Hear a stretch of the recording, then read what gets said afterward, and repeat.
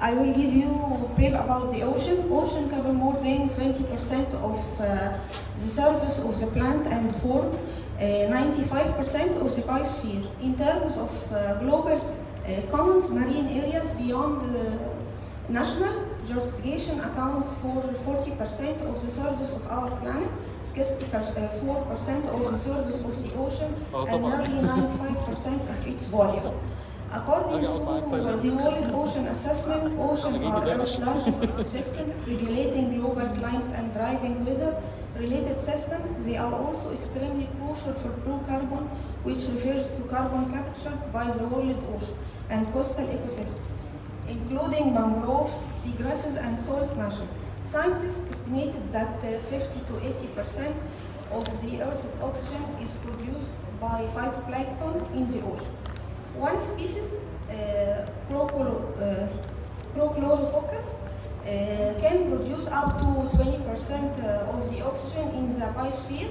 The ocean absorbs around 20-30% of the annual CO2 emissions generated by anthropogenic activity and helps mitigate the impacts of climate change. When marine systems are damaged, an enormous amount of carbon can be emitted into the atmosphere, where it arguments the factors that lead to climate change. Undoubtedly, life on the biosphere is dependent on the ocean. So, now the event will focus on the following key questions. The first question for Dr. Shay. How can there be a better integration of oceans and high seas in UNFCCC processes, including nationally determined contribution, national and state subnational adaptation plans, and the global stock data?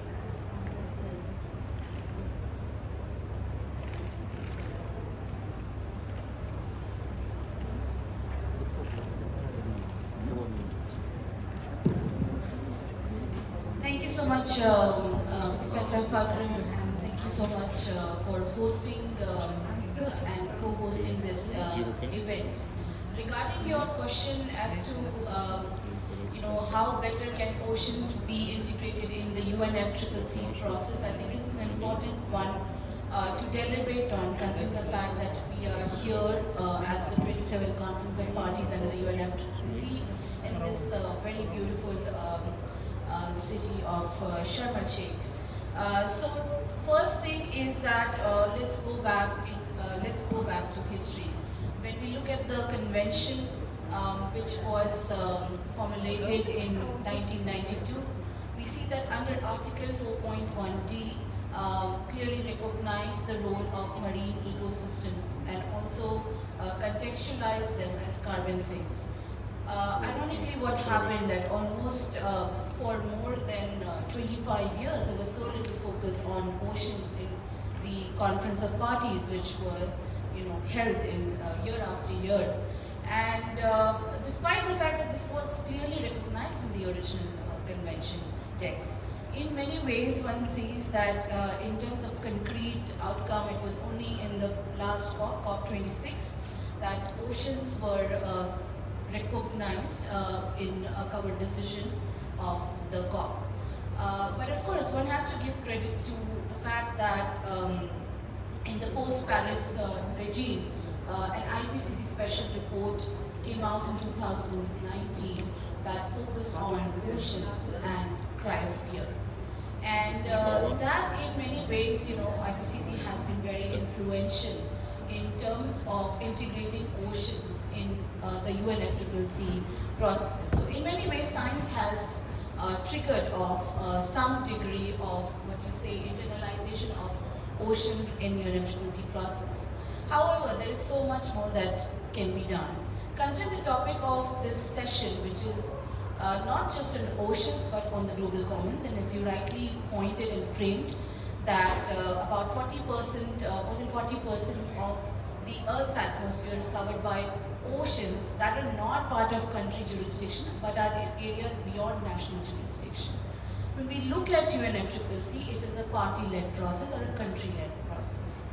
So normally the mechanisms include NDCs, and even if the limited NDCs that include oceans, in terms of both adaptation and mitigation measures, it is not adequately addressing issues around global commons.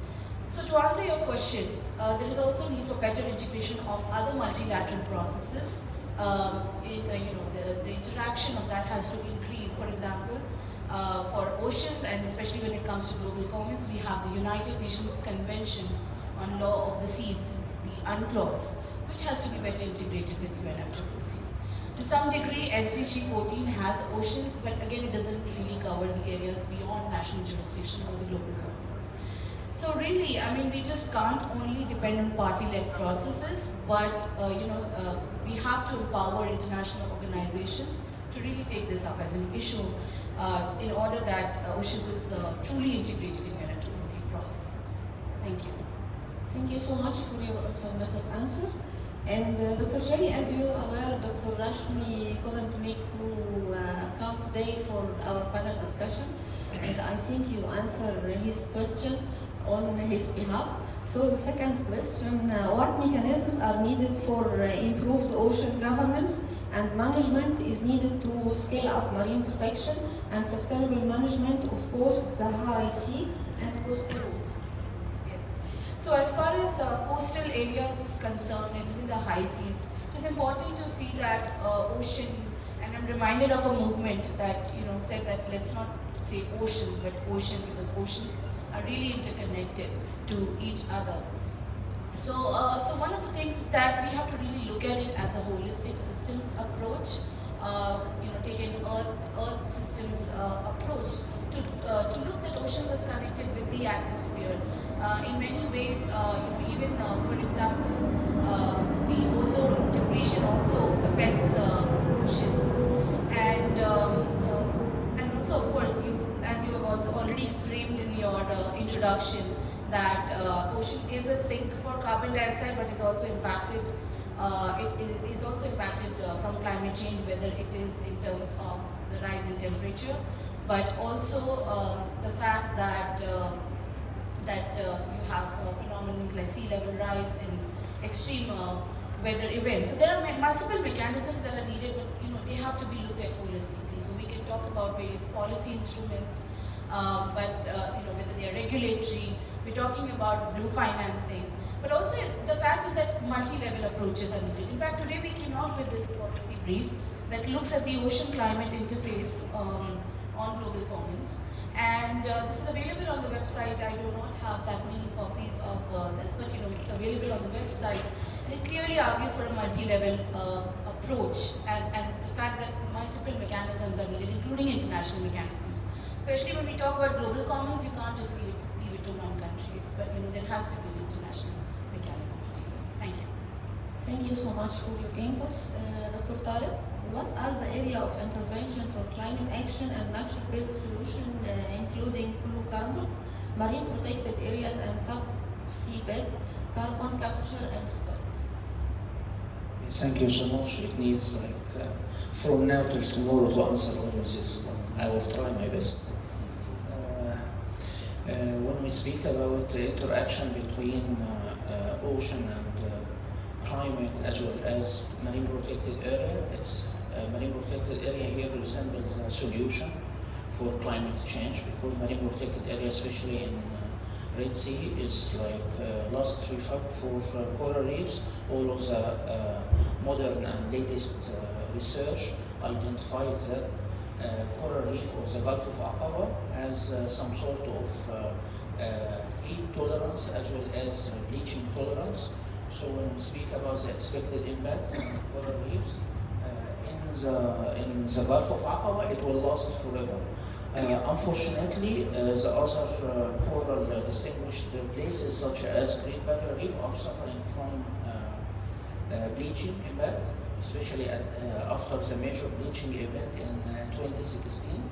But nowadays, a lot of effort is going there to rehabilitate the corals, but based on science, not only by mimicking corals or artificial corals, but they are trying to increase the resilience of the coral itself by introducing of some of the probiotics, some of the bacteria surrounding the reef, so they can increase the resilience of the reef as thermal stressor tolerant as well as bleaching tolerant. The interaction between the ocean climate as well as nature or biodiversity is really great. When we think about how much it will cost for one elephant to still alive, how much one shark wars, it's not only the price of the flesh of the shark, it's not only the price of the flesh of the elephant. In 2022, we have latest research identifying that the mega biodiversity, when the organisms go larger, the amount of carbon capture is increasing as well. So it's really important to preserve and conserve blue whales. Why? Because they are capturing around 36 tons of carbon during its entire life. So it's not only the presence of the great whales or the whales is important, but also their ability to capture carbon or to sequester carbon. If we take the same approach and try to identify the amount of carbon sequestered by one single elephant, its worth at the end of its entire life is around 2.6 million USD. So it's adding extra surfaces to the environment by capturing the carbon. If we take a look at the amount of coral reefs surfaces and as shore protection agents, as well as capturing of light and sequestering of carbon, it's around 36 billion per year for the entire ecosystem of coral reefs. And if we, from the same approach, which is meaning the economic value of the ecosystem, we can have that all the seagrasses worldwide is adding value by capturing of carbon. It's around 2 trillion a year. And if we add to this the surfaces by coral reefs and other marine organisms, we will reach globally 3 trillion a year, which is a value of surfaces conducted by marine ecosystem. It's 3 trillion USD per year. So keeping the marine ecosystem intact and conserved, it's not only a matter of financial feasibility for us or revenue generating, but it's adding another dimension, which is the capturing of the carbon, as well as allowing extra surfaces by this valuable ecosystem. And the interaction between the atmosphere or the ocean here and biodiversity and climate, we have major ecosystems that everyone is familiar with, starting from the seagrasses, going to salt marshes, specifically the mangrove. And the mangrove worldwide is, yes, it was happening before that, it was reducing the amount of the mangrove by 40% worldwide, but nowadays, starting from 2018, we have a massive restoration projects going worldwide.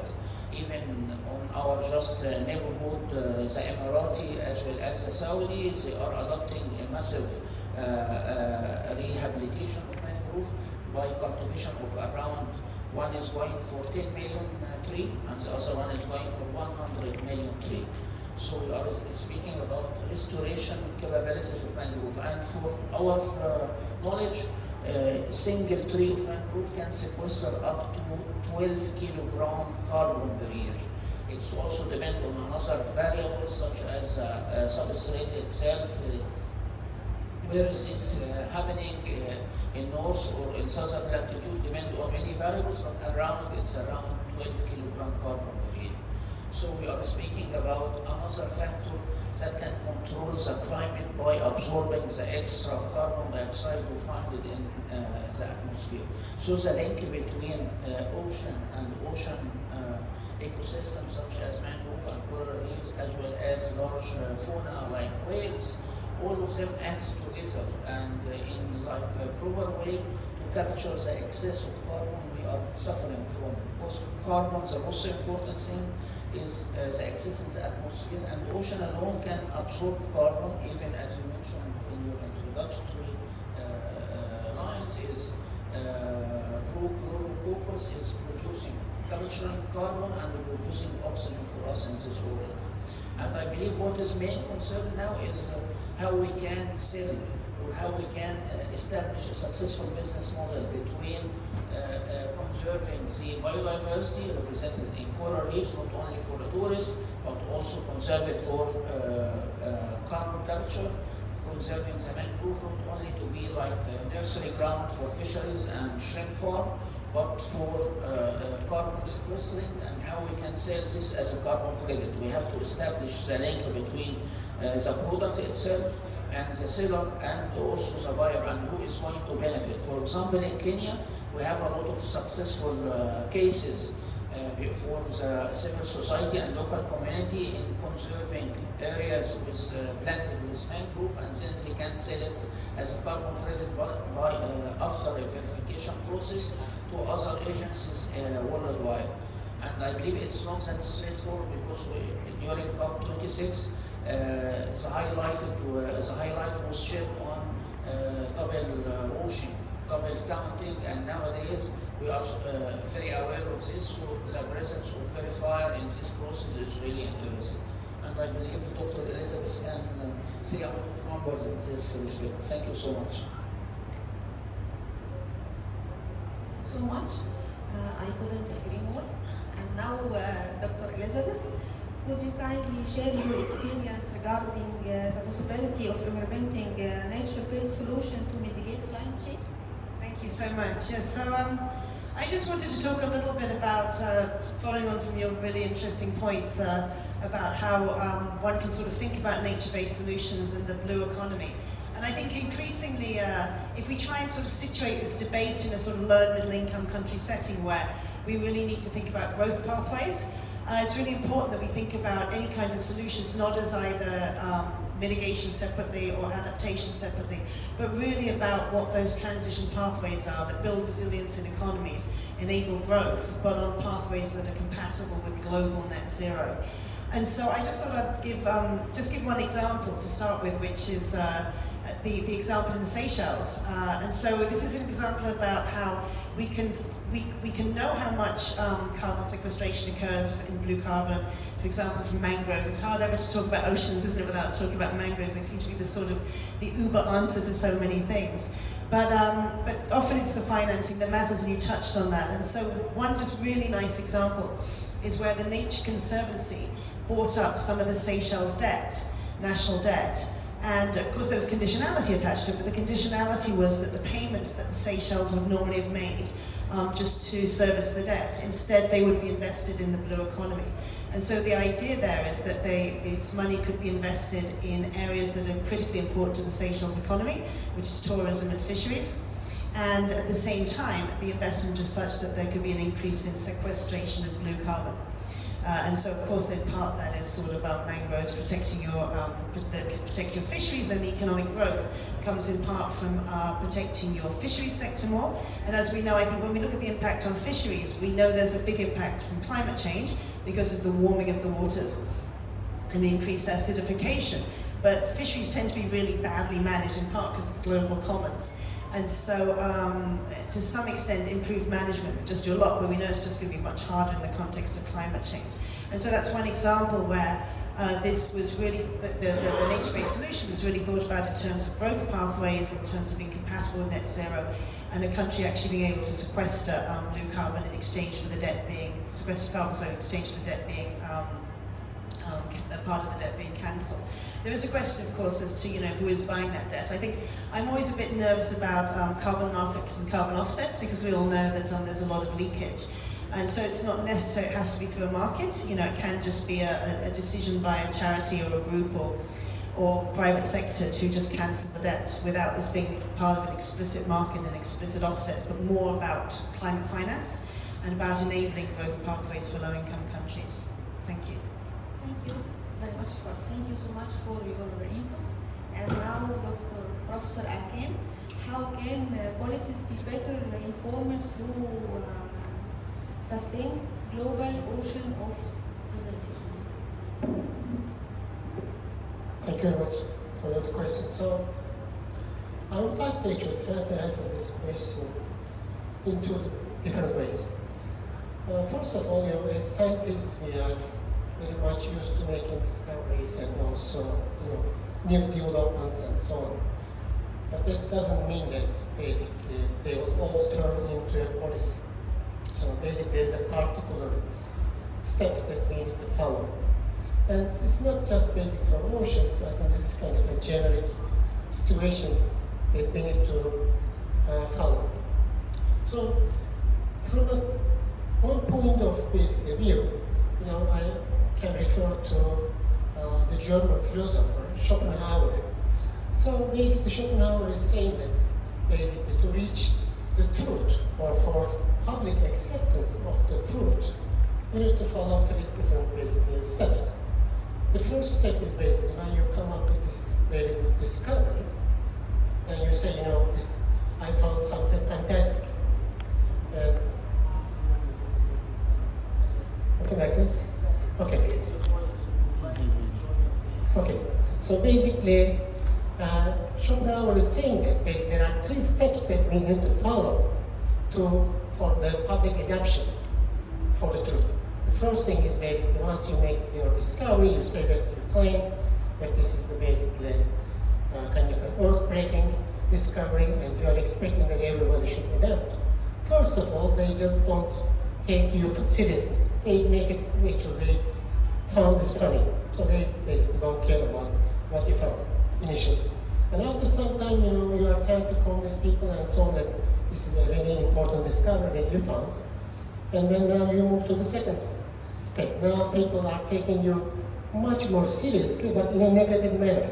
And they will start actually calling you crazy. So basically, you are crazy, this idea is crazy, basically, it is not correct at all. And then again, if you are very kind of dedicated about your observation, then now you can move to the third stage. In that case, what people will say is actually, what you discovered is already obvious. It's already basically known discovery. So basically, as you see, for public to accept what you found, what you discovered, what you observed, scientifically, it takes time for people to accept what you found or what you discovered.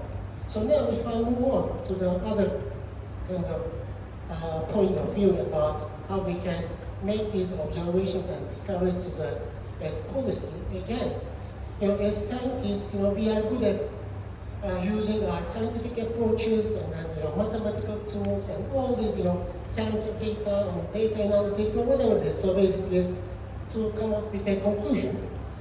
So, and then we just turn it to scientific papers and so on. But unfortunately, we are not always good at communicating this to the public.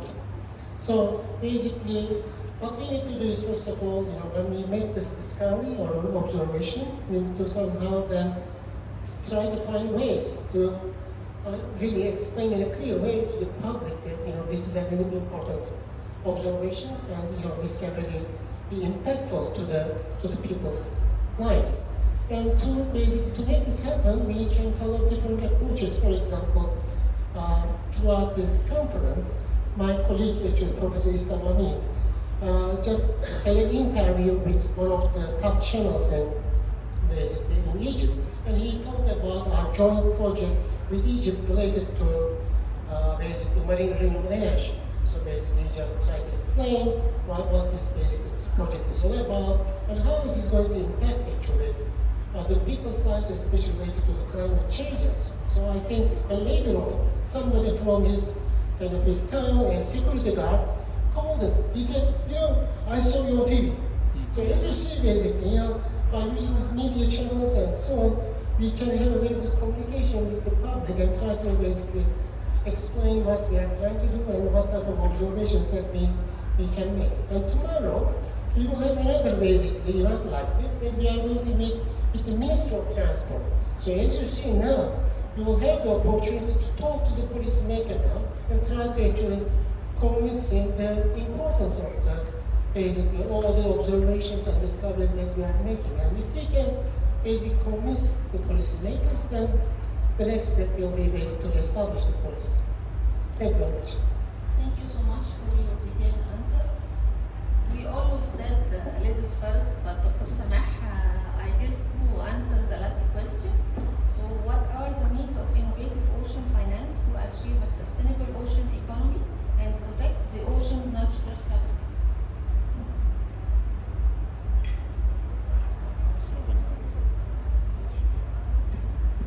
Okay, thanks, Dr. Fagel, and I do also consider myself the first from the other side. So, concerning the quiz, I will start by some insights or some small insights that we can say that a healthy ocean supports sustainable ocean economy, which requires adequate finance means to generate or inside or account for financial capital to achieve a sustainable ocean health. However, currently we suffer from a large gap in finance, unfortunately. Global ocean economy includes a lot of activities, as we all know, such as fishing, shipping, offshore winds, maritime and coastal tourism, and also marine biotechnology. They are estimated by producing about $1.5 trillion by 2010, and it was supposed to increase to reach $3 trillion by 2030. But unfortunately, due to the COVID crisis, we are retarding somewhat. So it's a huge economic sector and should be conserved. And so to go on some innovative ocean finance means the government and multilateral agencies can create a lot of means to serve such an important sector. They may be summarized, but what's related to or what's connected to enabling environment. It's a main branch which could be covered through some topics such as establishing effective, stable regulatory and policy environments in order to attract a lot of funds and investments. In the same time, we should stop financing and ensuring the bad activities which affect badly or undermine sustainable ocean economy.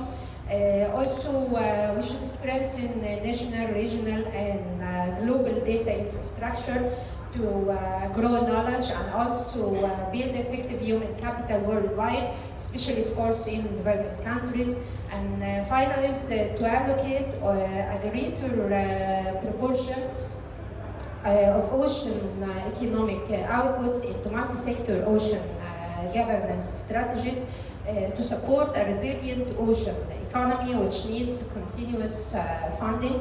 And thank you, and I try to get in time, and thanks. Thank you for your insight. I wanted to take a privilege of being with Dr. Elizabeth and Dr. Arkan and all of you, just to share some thoughts about the carbon credit, which actually is dazzling me. Because, for example, when you see the prices of 1 ton of carbon, it's going to be around 2.9 USD. And this is in voluntary market. But in mandatory market, which is requested by the authority, for example, the environmental authority in some of the states or some of the European countries, it can reach up to 68 USD. So it's really strange when you try to establish a good or something to sell it, and then you cannot control the prices. It's a tragedy in itself. And when we try to identify let me put it like this, the value, the economic value of mangrove, for example, for 1 kilometer of mangrove, it's really hectic and hilarious, because when you try to identify not the price, but the economic value of 1 kilometer of mangrove, you have to calculate all the fishes coming from this mangrove. You have to calculate the willingness to pay by the vessel themselves, and you have to calculate the entrance fees for the protected area, for example, and then you have to calculate how much you are going to pay to protect 1 kilometer of the shoreline. So it's variable from a place to another. In California, sometimes they are saying it's around 1 kilometer is the economic value is like 900,000 USD. In other places, it's only 100,000. So we cannot have, like, as I'm saying, the uncertainties in climate is really very large.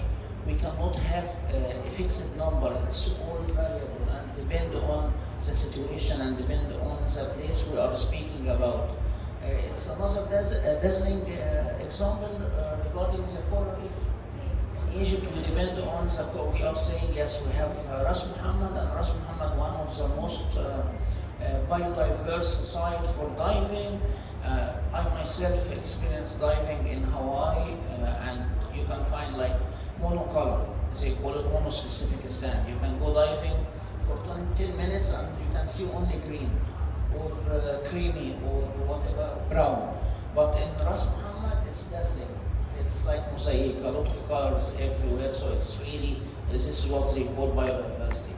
On the other way, at the Great Barrier Reef, you have to take a boat and go out for a long time, but here it's like French reef, just outside your hotel and you are in the coral reef. So it's really variable. We cannot establish like a real business model.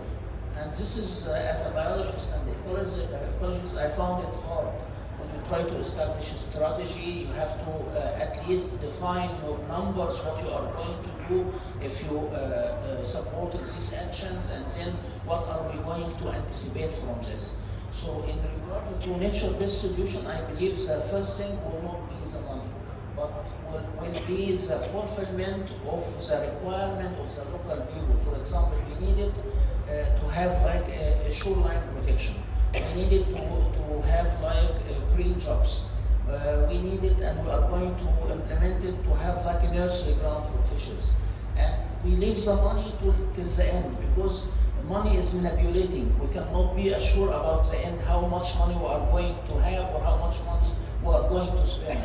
So I'm just asking the panelists, especially you, Elizabeth, from your own bankable and the economic point of view, is this true, or I'm over-exaggerating, or what is the situation?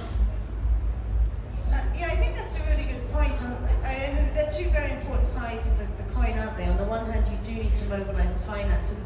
And, you know, quite honestly, when we're talking about sort of low and middle income countries, this is a way to transfer funds from high income countries to low income countries. We know we need to do that. This is one route to do it. And in terms of, you know, what is the value of the nature-based solution? Yeah, it's very case specific. So I have a student who is working in Trinidad and Tobago, and there's been a lot of discussions there about whether you cut down the mangroves so you can build a 5-star hotel to bring revenue, or whether you actually get the revenue from the mangroves, and ideally you can still build a 5-star hotel, but you don't cut down the mangroves, you work with it.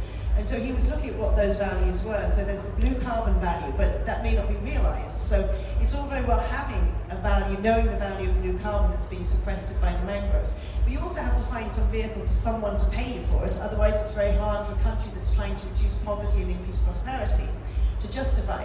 But then, you know, you can also start to value, especially the value of the fisheries. And of course, mangroves protect, especially island states.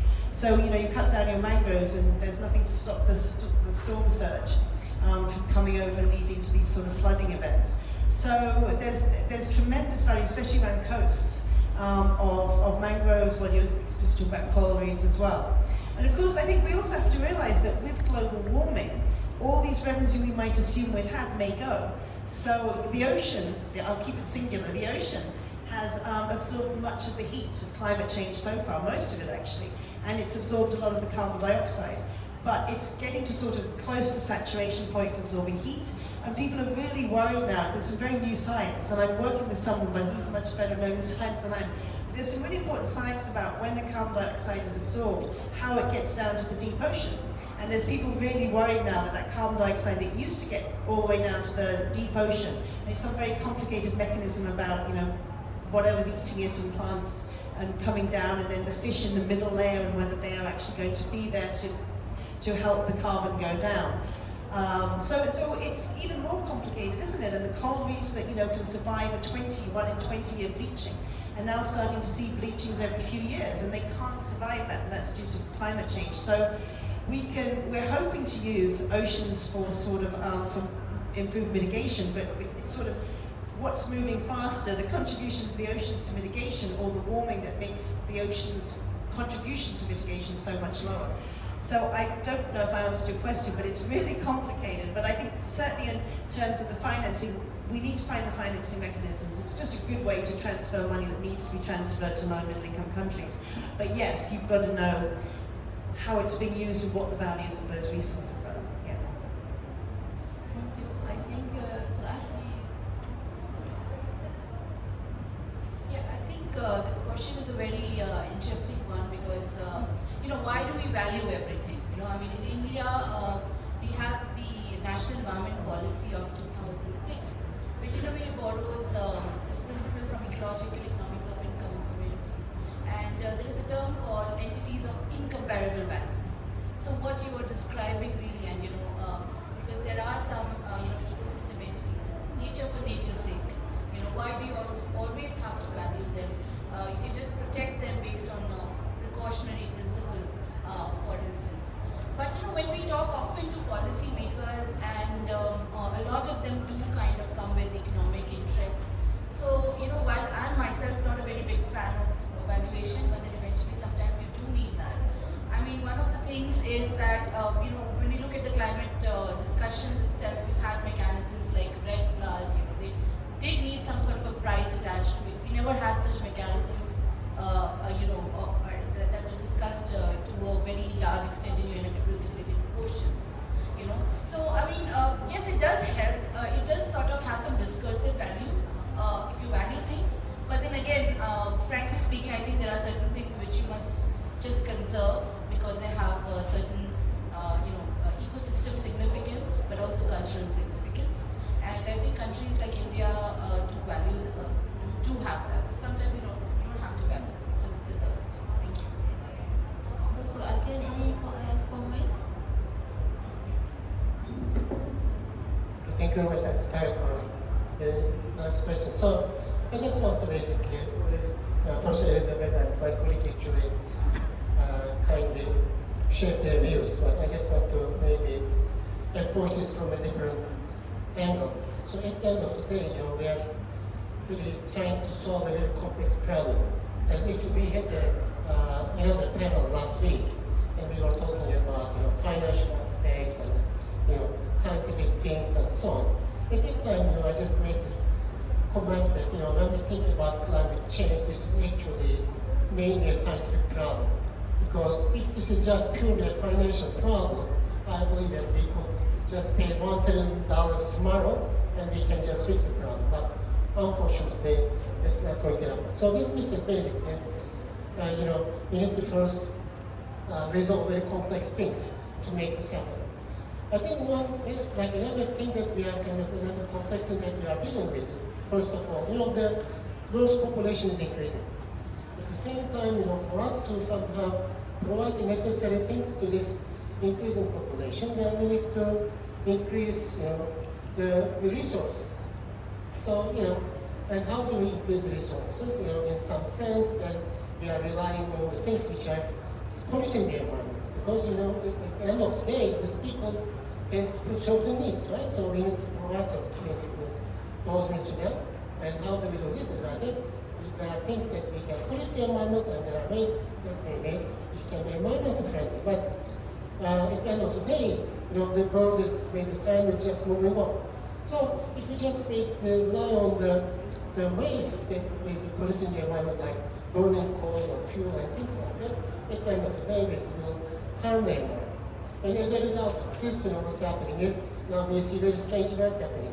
At some part of the world, we have an excessive amount of water, rain and flooding and so on. And in some other parts, then we just see all the basically water scarcity, things like that, like places in Egypt. So basically, for example, in our projects that we have with Egypt, we are trying to solve water problem. And we are basically trying to introduce some non-conventional approaches like desalination and so on. And to do this, we are saying that, okay, let's try to reduce the carbon emissions, because at the end of the day, you need power to desalinate water.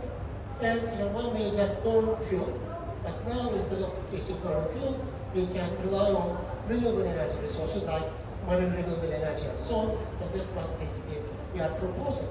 But at the end of the day, everything looks great from outside by saying that now we have a very nice system that we are going to use renewable energy so that we can actually produce water, so that these people in Egypt can use this water. But we are also missing some other things, because whenever we come up with something, there are side effects. So basically, when we desalinate water, especially in our case, we are trying to come up with this floating desalination system. When we desalinate water, we will dump the brine water inside the sea, and we will increase the salinity level of that particular part, and it's going to probably, a really significant negative effect of all the basically sea life in that particular part of that region. So basically, what I'm trying to say is, at the end of the day, all these problems are complex, and we are just trying to come up with solutions, but also at the same time, we can actually create additional problems at the same time, which is making things much more complicated. Thank you, Dr. Alkan. To Sarah add some comment.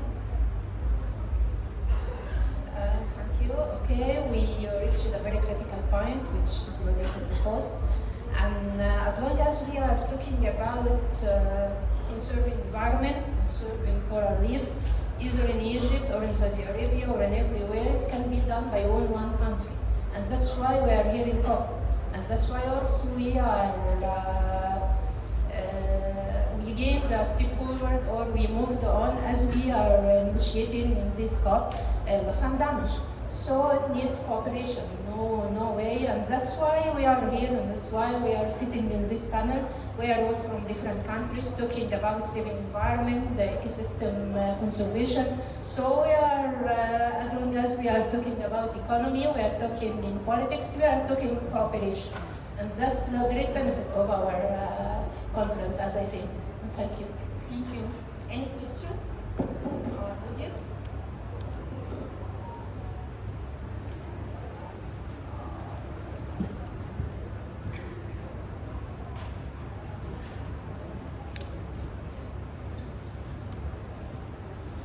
Good evening, everyone. Let me introduce myself first. I'm Dr. Mehdi Fathi, the head of the Environmental Committee at the Egyptian Arab Organization for Human Rights and Development. And I'm working nowadays on my PhD on how to purify water and the ocean. Since we're talking about the ocean and the economy, how to purify the water from the petroleum pollutions by using the waste agricultural products. My question is, how can I find a way, or the best, not just me, but all the young people like me, maybe I consider myself young, I'm 41, but anyway, how can I find me or the others, researchers, who can convert these academic papers into implementation? What is the authorities for the organizations that I can go to do that, since we're talking about the blue economy? That's question, especially in Egypt or outside Egypt. This is question number one. Question number two, to be as quick as possible. We are keeping talking about the financial support, and in developing countries, they need to be developed by building up factories or install projects that sometimes maybe gonna hurt the environment. For example, me as working as the in petroleum sectors, sometimes we need to build up or install pipelines at the bottom of the sea, which maybe threaten the coral reefs' lives. So how can make such a compromising? Because developing countries need to make projects who can get strong economies who can support the environment issues. So this kind of a circle that we need to break in order to make the compromisation between keeping the environment safe and make projects to enhance the developing countries to be able to get financial support for the environmental issues. Thank you. I will take this because I'm Egyptian and he is Egyptian. So the easiest way around, just log into the knowledge bank. خش يا ريس على بنك المعرفة. بس Yeah, just in a nutshell, just look into Knowledge Bank and you will be amazed with the amount of information you will find in there. During our past ages, a bit older than him, you have to search everywhere and you have to type it down by yourself because there was no copywriter or anything. But nowadays in Knowledge Bank, you will find all the publication up to date and you'll find projects that merge between the pure academia and the implementation itself. And also if you give if you give a visit to National Academy of Science, the Egyptian, you will find a lot of projects working on the implementation of various research and academic ideas and turn it to be like models or a business model. So it's very easy for you. And regarding the second thing is, it's simply we have what we call it environmental impact assessment. And before the embarkment in any projects, we have to do, even for the mega project, for the expansion of the Suez Canal, we have to do environmental impact assessment first to realize the magnitude and the what we call it the duration of the impact, and then how we can alleviate and reduce this impact or mitigate it. So it's everywhere, and specifically in petroleum sector. Before they do anything, they have to do an EIA. Thank you so much for your question. Thank you so much, our panelists and our audience, because time is over. Thank you so much. And we see.